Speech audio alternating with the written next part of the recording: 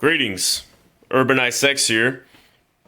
I've been doing a lot of research on vaporized fuel systems. I've even tried one, very crude production on a friend's lawnmower, and the engine ran just fine.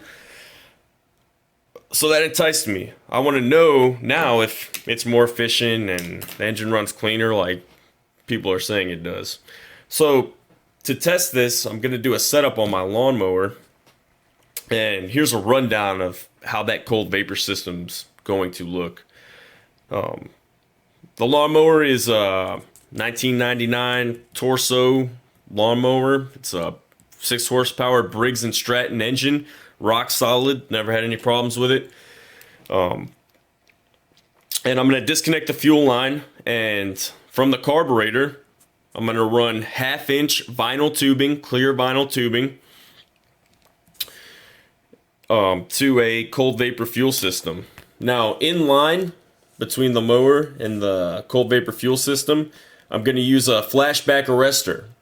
So this is an effort to prevent a backfire in the engine, the flame from a backfire in the engine spreading to my fuel system. And there'll be more on that later. I'm going to post a video on how I construct that.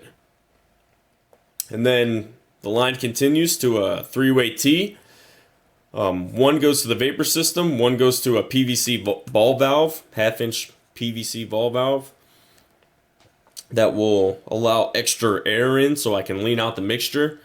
And then the other line goes to a pickle jar, which I'm going to use for my fuel tank, which has gas in it. And if you're not familiar with one of these systems, it's a airtight container, and the vacuum from the engine, since it's hooked up to the carburetor, pulls air in through this snorkel, and that creates bubbles of vapor that are going to come up through my fuel system here.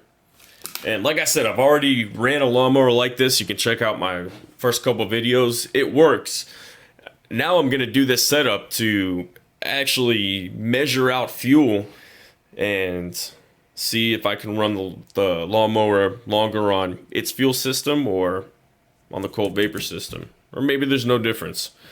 But there's only one way to find out. So if you like the idea, stay tuned. There's going to be more coming.